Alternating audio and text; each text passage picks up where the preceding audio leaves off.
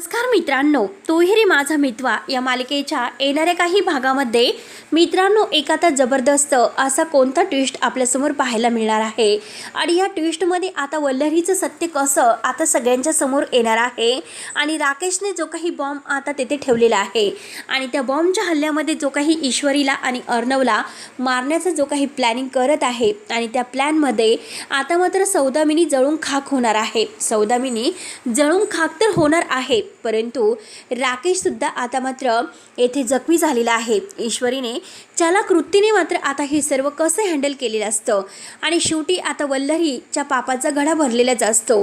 कारण आता नम्रता आणि वल्लरी या दोघींनी असं काहीतरी प्लॅन केलेला असतो आणि तो प्लॅन आता मात्र सगळ्यांच्या समोर आता आकाशने आणलेला असतो.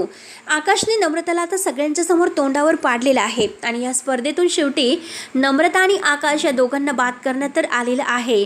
परंतु आता तेथे सुप्रियाची एंट्री होताच सुप्रियाने मात्र आता वल्लरीचं सत्य बाहेर तर काढलेलं आहेच, परंतु नम्रताचं थोबाड फोडून नम्रताला सुद्धा ह्या स्पर्धेच्या बाहेर काढलेलं आहे. जेव्हा वल्लरीचं सत्य येतं आणि सात्विकाच्या मरणाला मात्र आता वल्लरी कारणीभूत आहे हे जेव्हा आता आजीच्या आणि अविनाश मामाच्या आणि अर्णवच्या लक्षात येतं, सुप्रिया हे सगळं काही सत्य अख्ख्या जगासमोर उघडं करते म्हणजे मीडियासमोर, तेव्हा मात्र आता वल्लरीला अशी काहीतरी शिक्षा मात्र अर्णव करणार असतो. ते आपण मात्र या आजच्या व्हिडिओमध्ये पाहणार आहोत. त्यासाठी मित्रांनो आजचा हा जो काही व्हिडिओ आहे तर तो मित्रांनो शेवटपर्यंत नक्की बघत राहा आणि जर तुम्ही आपल्या चॅनलवर नवीन असाल तर चॅनलला सबस्क्राईब करण्यासाठी मात्र विसरू नका, जेणेकरून तुम्हाला आता तोही माझा मितवा या मालिकेचे असेच नवनवीन डेली अपडेट्स पाहायला मिळतील.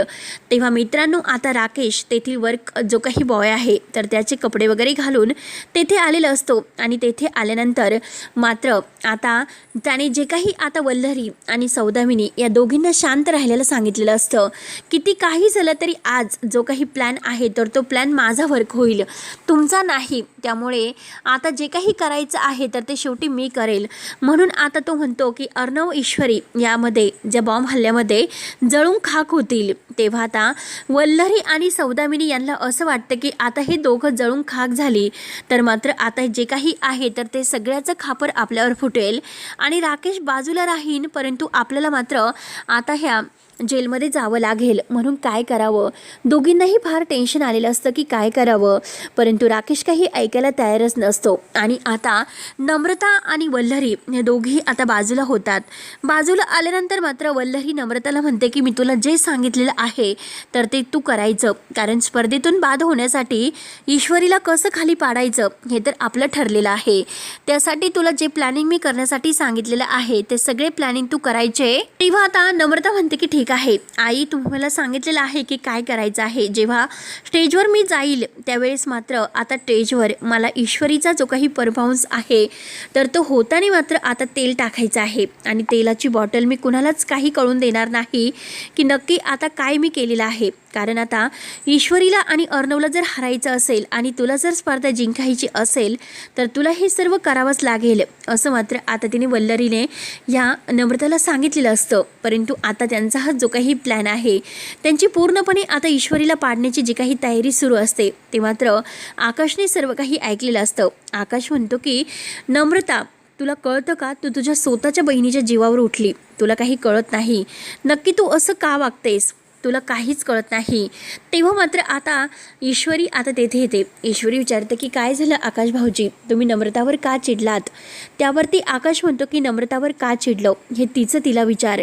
तर आता नम्रता म्हणते की हो, मला तर काहीच माहिती नाही आणि ईशू तुझ्याशी तर मला बोलायचं नाहीच, कारण तू जे काही वागते ना ते फक्त लोकांसमोर दिखावा दाखवण्यासाठी आणि मला म्हणजे कमी लेखण्यासाठी. कारण आजची स्पर्धा आहे, किती काही झालं तरी मला जिंकायचीच आहे. माझं आणि आकाशचं नाव मला मोठं करायचं आहे. त्यावरती ईश्वरी म्हणते की अगं नमुताई, हे बघ, आपल्या घरातून कोणीही जिंकले तरी आपल्यासाठी ते महत्त्वाचंच आहे.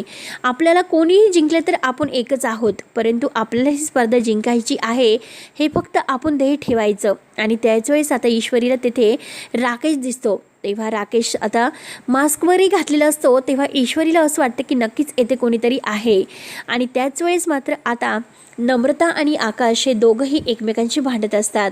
ईश्वरी तिकडे राकेशला बघायला गेलेली असते, पण नम्रता आणि आकाश या दोघांमध्ये इतकं भांडण होतं. तेव्हा नम्रता बोलून जाते, आई आणि माझं ठरलेलं आहे की ईश्वरीला स्पर्धेतून बाद कसं करायचं आणि त्यासाठी आम्ही प्लॅनिंगसुद्धा परफेक्ट केलेलं आहे. आता हे ऐकल्यानंतर आकाशला फारच राग येतो. आकाश म्हणतो की नमो, तू असं करू शकत नाही. तू मात्र इतकं फ्रॉड नाही खेळू शकत, कारण हे खोटं आहे आणि खोटं मात्र कधीही जिंकत नसतं. कारण आज तू खोट्याचा फायदा घेतलेला आहे, वापर केलेला आहे, पण आज तुला स्पर्धेतून बाद व्हावंच लागेल. आणि त्याच वेळेस आता नम्रता जे काही आता हे तिचं बोलणं आहे, तर ते बोलणं मात्र आता ती ईश्वरीला पाडण्याचा प्रयत्न करते. आता आकाशला शांत बसवते, पण ईश्वरीला स्टेजवरून पाडण्यासाठी जो काही प्रयत्न करते, तर त्यामध्ये मात्र आता स्पष्ट नम्रताने हे केलेलं आहे, मुद्दाम केलेलं आहे. हे सगळं काही सिद्ध होतं आणि सिद्ध झाल्यानंतर मात्र आता नम्रताला स्पर्धेमधून बाद व्हावं लागतं. आणि त्याच वेळेस आता नम्रताचा खूपच जळफाट होतो आणि सुप्रिया आता नम्रताच्या जवळ येते. नम्रताला म्हणते की मी तुला सांगितलं होतं कसं खेळायचं आणि त्या ईश्वरीला बाद कसं करायचं, याचा परफेक्ट असा प्लॅनिंग मी तुला समजावलं होता, पण आता नाही. आता मात्र शेवटी आता मलाच काहीतरी करावं लागेल. म्हणून आता वल्लरी आणि नम्रता एकमेकींशी जेव्हा बोलत असतात, तर त्याच वेळेस आता सुप्रिया, कारण आता देवावरून आलेली आहे आणि आपल्या अर्णव, ईश्वरी, नम्रता, आकाश यांचा इतका मोठा हा इव्हेंट आहे, कार्यक्रम. मग त्यामध्ये आता त्यांना जो काही पुरस्कार भेटणार आहे, जे बक्षीस भेटणार आहे, तर ते यशाचं आता हे जो आनंद आहे तो आपण बघायला जायला हवं. त्यांना आशीर्वाद द्यायला जायला हवेत, कारण आपले आशीर्वाद ईश्वरीसाठी खूप महत्त्वाचे आहेत आणि ह्या नम्रतासाठी सुद्धा. त्यामुळे सुप्रिया घाईने तिकडे यायला निघते आणि तेथे आल्यानंतर जेव्हा ती समोर मात्र आता नम्रता आणि वल्लरी ह्या दोघींना एकत्र पाहते, वल्लरीला बघून मात्र आता तिला फार मोठा धक्का बसतो, कारण ही बाई तर तीच आहे आणि नम्रता शेजारी ती काय करते, नम्रताची आणि तिची ओळख कशी असेल. म्हणून आता मात्र ह्या सुप्रियाला मात्र खूपच प्रश्न पडतात. सुप्रिया म्हणते की आता काही नाही, आता मात्र ह्या बाईला पकडायला हवं, कारण इतक्या दिवशीचं जे सत्य आहे तर ते आजपर्यंत आपल्या ईश्वरीला भोगावं लागलं. त्यामुळे किती काही झालं तरी आज मी मात्र ह्या बाईला सोडणार नाही. म्हणून ती मात्र आता त्या वल्लरीचा मागे येते, वल्लरीच्या मागे येऊन उभी राहते. आता वल्लरी तिच्यात मग्न असते. केव्हा ही पार्टी आता हरेल आणि ही जी काही आता ही बक्षीस आहे तर ते अर्णव ईश्वरीला मिळायला नको. काही झालं तरी वल्लरी आता मात्र आकाश आणि हे नम्रता यांचे जिंकण्याचे चान्स पाहत असते, परंतु ऐन वेळेस मात्र स्पर्धेतून त्यांना बाद केलेला आहे, म्हणून तिचा खूपच जळफाट होतो.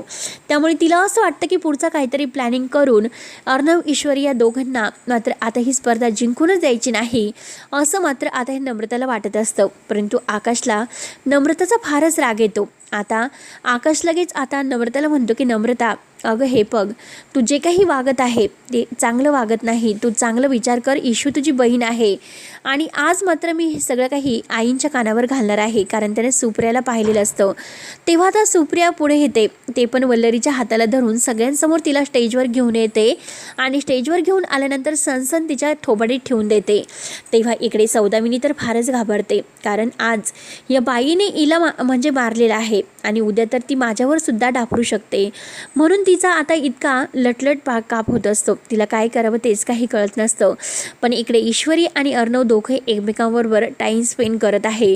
दोघांनाही खूप छान वाटतं. दोघेही आता स्पर्धेच्या ठिकाणी एकमेकांच्या जवळ आलेले आहेत आणि आता त्यांना काही झालं तरी ही लोकनाट्याची स्पर्धा जिंकायची असते. पण त्या अगोदर मात्र आता जी ईश्वरीने मात्र आता नमुताईला बाहेर काढलं गेलेलं असतं, परंतु नमुताईच्या वागण्यातून मात्र आता काहीतरी वेगळंच ईश्वरीला फील होतं. नम्रताचं एक आता आणखीनच गुपित सत्य मात्र ह्या ईश्वरीने पकडलेलं असतं. नमुताई आपल्याशी असं का वागते? लग्न झाल्यापासून पाहते की नमुताईमध्ये काहीतरी बदल होत झालेला आहे आणि नक्की वल्लरी मामीचं ऐकून मात्र नमुताई हे सर्व करत आहे. म्हणून मात्र आता ईश्वरीला फार टेन्शन आलेलं असतं, परंतु ऐन वेळेस मात्र ईश्वरीला राकेशच्या केलेल्या त्या बॉम्बचं आता सुगावा लागलेला असतो, कारण आता वल्लरीचं सत्य सगळ्यांनी पकडलेलं आहे. परंतु आता सुप्रियाने वल्लरीच्या सगळ्यांच्या समोर स्टेजवर कानामागे देऊन तिला फरफटत स्टेजवर आणलेलं असतं आणि तिला जे काही आत्तापर्यंत 15 वर्षाचा भूतकाळ आहे तर तो काढलेला असतो आणि वल्लरीला त्या क्षणाची ती आठवण करून देते. तेव्हा अर्णव सगळ्यांच्या समोर पुढे येतो आणि सगळ्यांच्या समोर पुढे आल्यानंतर तो मात्र वल्लरी मामीच्या सनकने एक कानामागे ठेवून देतो आणि म्हणतो की मामी तुझी लायकीच कशी झाली हे सर्व वागण्याची? माझ्या आईला मृत्यूला तूच जबाबदार आहे, हे सगळं काही तूच केलेलं आहे. म्हणून मात्र आता अर्णव ईश्वरी यांच्या जोडीला अगदी एकदम उत्तम असा प्रतिसाद भेटतो आणि ह्या स्पर्धेच्या ठिकाणी मात्र 15 वर्षाचं जे काही भूतकाळातील एक सत्य आहे तर ते मात्र डोकं वर काढून सत्याचा विजय होतो.